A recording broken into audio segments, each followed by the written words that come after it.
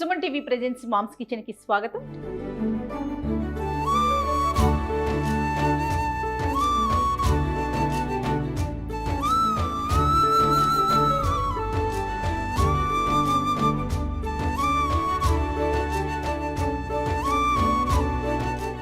శ్రావణ మాసంలో ప్రతి శుక్రవారానికి సంబంధించి మంచి మంచి నైవేద్యాలు ప్రసాదాలు రమ్మగారు చూపిస్తున్నారు కదా. మరి ఈ రోజు ఏం ప్రసాదం చూపించబోతున్నారో రమ్మగారు? శనగపప్పు పాయసం చేసుకుందాం. శనగపప్పుతో పాయసమా? ఓకే. మామూలుగా పెసరపప్పు గుమ్మడికాయ కలిపి చేసుకున్నాం. పెసరపప్పు ఈ శనగతోటి కూడా చేస్తారు. అప్పుడెప్పుడో ఉడిపి వెళ్ళాను చూడు, మొన్న వెళ్ళింది ఉడిపి కాదు, 5-6 ఏళ్ల క్రితం ఒకసారి ట్రిప్కి వెళ్ళాం. అవును. అప్పుడు ఈ శనగపప్పు పాయసం గుళ్ళు దేవాలయపు భోజనంలో వడ్డించారు. ఉడిపిలో మళ్ళీ డిఫరెంట్గా ఉంది. ఏమనుకున్నంటే పూర్ణం వడ్డించారని భావించాను నేను, కానీ అది పూర్ణం కాదని, అది పాయసం అని పక్కన కూర్చున్న ఒక తెలుగు వచ్చిన కన్నడిగా ఆవిడే నాకు చెప్పారనమాట. సో ఎలా చేస్తారు నీ రెసిపీ ఆవిడని అడిగాను. ఆవిడ సగం కన్నడ సగం తెలుగు 2-3 ఇంగ్లీష్ ముక్కలతోటి కొంచెం చెప్పారు. ఆవిడ 3-4 వెరైటీలు చెప్పారు. 2-3 వెరైటీలు ట్రై చేసి నాకు బాగా నచ్చిన వెరైటీ ఇవాళ ప్రజెంట్ చేస్తాను. తప్పకుండా. అమ్మవారికి కూడా మనం మీరు శనగపప్పు ఇష్టం అని చెప్పారు. లక్ష్మీదేవికి శనగపప్పు అంటే ప్రీతి కాబట్టి శనగతోటి చేసే ఏ తీపి పదార్థమైనా, మనం బూరెలు చేసుకుంటాం కదా, ఇలా పాయసం చేసుకోవచ్చు. శనగపప్పుని బాగా శుభ్రంగా కడిగేసి 1-2 గంటలు నానబెట్టేసేయండి. దీంతో పాటుగా 1 కప్పు శనగపప్పు అయితే 2 స్పూన్ల బియ్యం, అంతే బియ్యం 2 స్పూన్లు చాలు. ఈ బియ్యాన్ని కూడా నానబెట్టి పక్కన పెట్టుకుందాం. ఓకే. దీనికి మనకి బెల్లము కొబ్బరి కావాలి, పచ్చి కొబ్బరి, ఇవి 2 పక్కన పెడదాం. ఇప్పుడు ఏం చేద్దాం అంటే నానబెట్టిన శనగపప్పుని 2 విజిల్స్ రానిద్దాం కుక్కర్లో పెట్టి.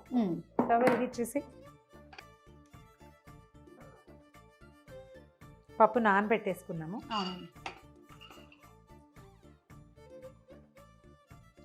ఓ కప్పు నీళ్ళు పోస్తే చాలు, బాగా నానిపోయింది కాబట్టి. దీనికి పాకం హడావిడి ఏం లేదు, పప్పు ఉడకటం మెయిన్. ముందు ఓ 3 విజిల్స్ రానిచ్చి దించేద్దాం పప్పు. 3 కూడా 2 విజిల్స్ చాలు, నానిపోయింది కదా. ఎక్కువ నానబెట్టకపోతే 3-4 విజిల్స్ తెప్పించండి, లేకపోతే శనగపప్పులో పలుకుండిపోతుంది. ప్రాసెస్ ఒకసారి చెప్పండి రమ్మగారు. నానబెట్టిన శనగపప్పు కుక్కర్లో పెడతాం, ఉడుకుతుంది, మూత తీస్తాం. కొబ్బరి బియ్యము, నానబెట్టిన బియ్యము మెత్తగా రుబ్బేసుకుంటాం, మిక్సీ చేసేసుకుంటాం. ఈ శనగపప్పులో నీళ్ళు అవసరమైన కాసిన నీళ్ళు పోసుకుని బెల్లం వేసి, బెల్లము శనగపప్పు కలిపి ఉడుకుతూ ఉండగా మనం ఈ రుబ్బేం కదా కొబ్బరి పాలు, బెల్లం, బియ్య పాలు అవి పోసేస్తాం. ఇంకా పైన పాలు పోయక్కర్లేదు, కొబ్బరి పాలు అక్కర్లేదు, ఇవి 2 రుబ్బి పోసేస్తాం. బాగా ఈవెన్గా ఉడుకుతుంది. ఈ బియ్యం కూడా ఉండటం వల్ల చిక్కదనం వస్తుంది. ఎందుకంటే శనగపప్పు బిళ్ళలుగా ఉంటుంది, బేడలుగా ఉంటుంది కదా గింజగా, దానికి చిక్కదనం కోసం అండ్ ఏమనాలంటే దాన్ని బైండింగ్ కోసం బియ్యం. అట్లా మనం ఇందులో శనగపప్పుతో పాటుగా సగ్గుబియ్యం వేసుకోవచ్చు, పెసరపప్పు వేసుకోవచ్చు, ఏదైనా వేసుకోవచ్చు. మనం బియ్యము కొబ్బరితో చేస్తున్నాం.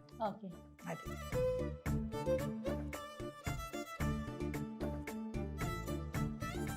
అయిపోయింది.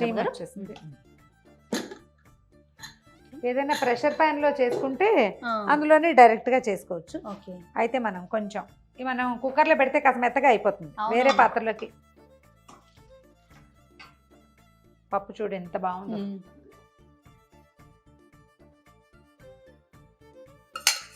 చక్కగా ఉడికింది రమ్మగారు కదా. అంటే ప్రాపర్ గా కుక్ అయిన ఫీల్ తెలుస్తుంది చూడండి. నానింది కదా మంచిగా. స్టవ్ వెలిగించు. ఇప్పుడు ఏం చేద్దామంటే 1 కప్పు శనగపప్పుకి 1.5 కప్పు ఇంచుమించుగా బెల్లం వేసుకోవాలి. బెల్లం వేసేద్దాము. అలాగా కదిపి దీన్ని కొంచెం ఉడకనిద్దాం.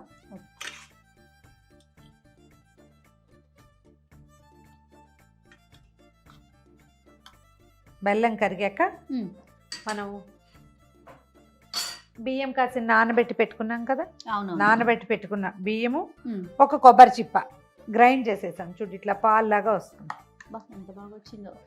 ఇది నానిన బియ్యం కాబట్టి మెత్తగా అయిపోయింది కదా, తొందరగా ఉడికిపోతుంది. దీంతో కలిసి చక్క ఫిర్నీలాగా వస్తుంది అనమాట. బియ్యం ఇన్ని బియ్యం చాలు, అందుకనే జస్ట్ మీరు 2 స్పూన్స్ వేసినట్టు అంతే. ఉడుకుతుంది. కొంచెం బెల్లం కరిగితే సరిపోతుంది. బెల్లం కరిగాక మనం బియ్య పిండి పోసేసుకోవచ్చు.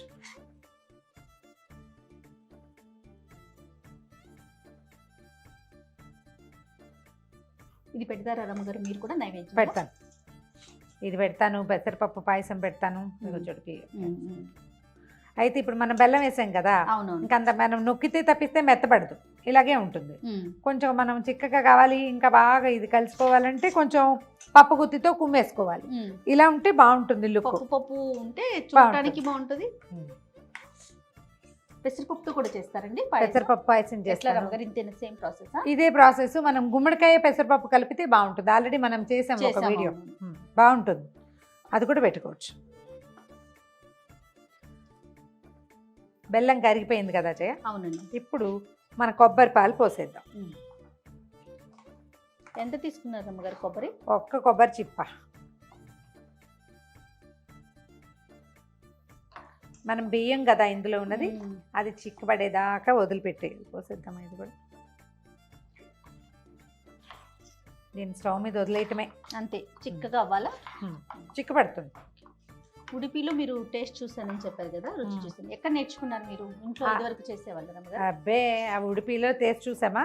పక్కనే ఒక ఆవిడ కూర్చున్నారు భోజనాలు అప్పుడు. మనకి భగవంతుడు ఒక అవకాశం ఇస్తుంటాడు. ఏదో ట్రిప్కి వెళ్తాం, ఎక్కడికో వెళ్తామా, అక్కడేం దారి తన్ను తెలియదు మనకి, ఏం చూడాలి ఏం చేయాలి తెలియదు. ఆ పక్కన కూర్చున్నాడు చక్కగా గుమ్మడి కుండలు నున్నగా బాగున్నారు. ఓ 55-60 ఏళ్ళు ఉంటాయి. ఆవిడ ఏ ఊరు ఏదో అడిగారు. అడిగాక కొంచెం కన్నడ యాస. నేను ఇది హైదరాబాద్ అని చెప్పా. ఏ పదార్థాలు ఏమిటో తెలియట్లేదు మాకు, కొన్ని మనకు అలవాటు లేనివి కదా. అయితే ఆవిడ అవన్నీ చెప్పి అక్కడ ఉన్న బృందావనం చూడాలి, అక్కడ ఏమేమి చూడాలో ఒక 3-4 ప్లేసులు చెప్పి ఆ బృందావనం దాకా నాతో పాటు వచ్చి మేము అవన్నీ చూశాక ఆవిడ మళ్ళీ కనపడలా. నేను మొన్న వెళ్ళినప్పుడు కూడా ఆవిడ కోసం వెతికాను. నేను అనుకుంటా కృష్ణుడు నాకు ఏం చూపించదలుచుకున్నాడో అలా చూపించేస్తాడు. అందులో ఈ వంటకం ఒకటి. ఆవిడ 3-4 వెరైటీస్ చెప్పారు. ఇందులో చెప్పా కదా, ఇది సగ్గుబియ్యం కలుపుకోవాలి, కలిపి ఉడకబెట్టుకోమన్నారు ఒకటి, ఇది పెసరపప్పు చెప్పారు ఒకటి, ఓ గుప్పెడు బియ్యము ఎక్కువ శనగపప్పు చేసి చేయమన్నారు ఒకటి, ఇది 4వది. అయితే దీంట్లో ఆవిడ చెప్పింది ఇప్పుడు నేను చేస్తున్నది ఒకటి అవునో కాదో నిజంగా నాకు తెలీదు. కాస్త అటు ఇటుగా నాకు బాగుందనిపించిన మెథడు 2-3 సార్లు సగ్గుబియ్యం వేసి కూడా చేశా, నాకు నచ్చలేదు. అండ్ మోర్ ఓవర్ మనం ప్రసాదంగా చేసేటప్పుడు సగ్గుబియ్యము సేమియా సాధారణంగా వాడం. నేను చెయ్యను, మరి మా ఇళ్లలో తక్కువ అంచేత ఇలా మొదలు పెట్టుకున్నాను అనమాట. చూడు ఎంత చిక్కగా అయిందో. అవునవును. కానీ మీరు అన్నట్లుగా రమ్మగారు, కొంతమంది వ్యక్తులు ఎందుకు తారసపడతారో తెలీదు.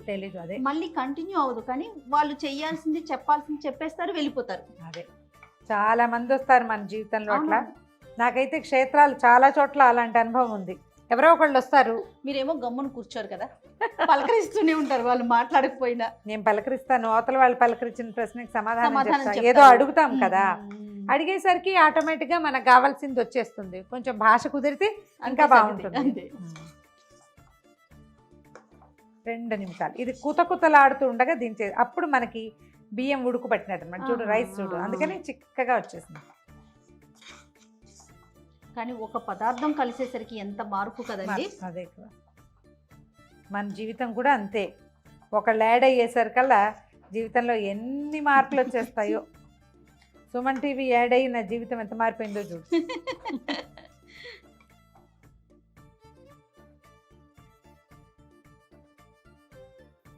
నీ పాల తాలికలు వాటిని గుర్తు చేస్తోంది కదా. అవును రమ్మగారు.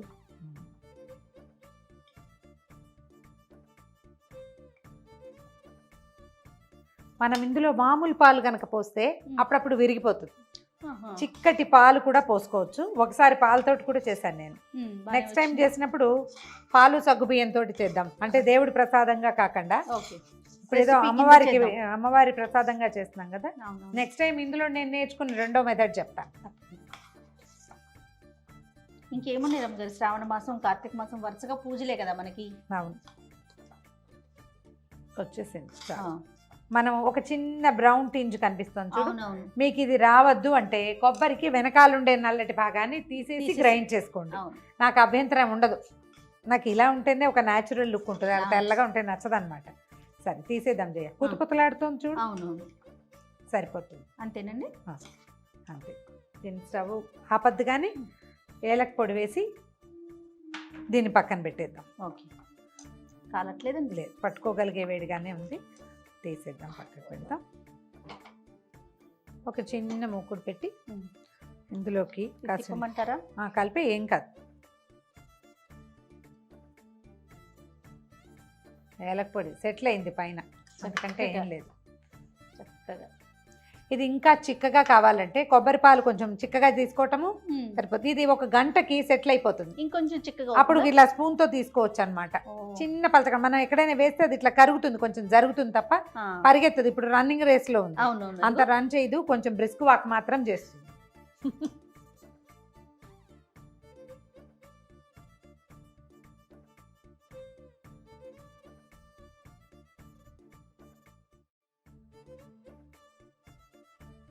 జీడిపప్పులు, కిస్మిస్లు కావాలంటే చిన్న బాదం ముక్కలు కూడా వేసుకోవచ్చు. వేయించేసి అందులో పోసేస్తాం.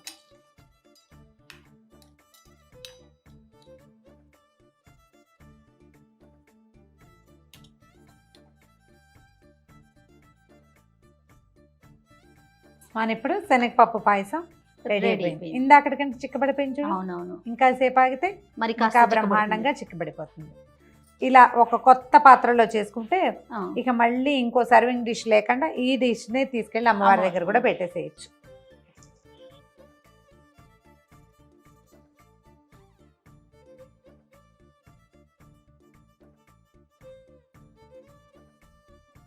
ధారాళంగా నెయ్యేసి అమ్మవారికి వడ్డిచ్చేసేయటమే. నీకు శనగపప్పు పెసరపప్పుకి నెయ్యి ద బెస్ట్ కాంబినేషన్. రుచికే కాదు, అవి అరుగుదలకి కూడా చాలా మంచిది.